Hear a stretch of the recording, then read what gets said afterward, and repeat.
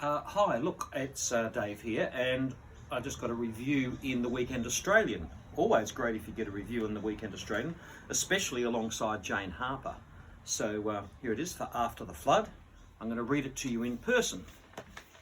In After the Flood, also the third adventure for a well-received detective, Dave Warner delivers a high-stakes investigation in Western Australia's Kimberley region.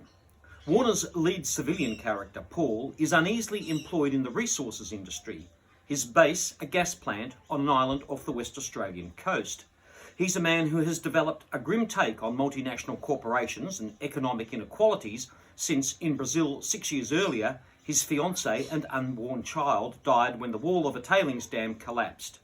Now he is attracted by the rhetoric and moral force of the activism he has encountered on shore in Broome.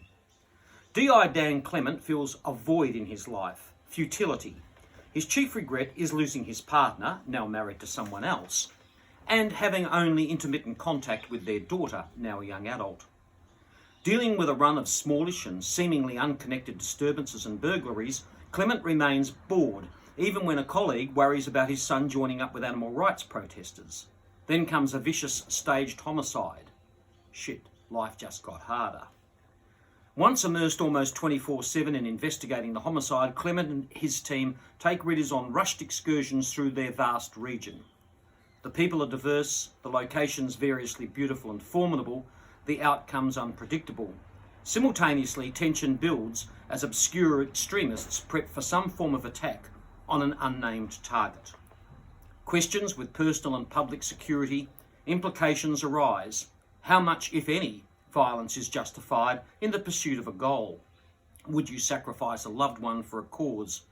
Warner goes some way to joining the dots between a grieved loss and susceptibility to recruitment by radical groups, while not being prescriptive. I found Warner's previous book in this series, Clear to the Horizon, a more fulfilling read thanks to the characterisation of private investigator Snowy Lane, who pursued his case into Clement's territory with strongly felt and long-term commitment.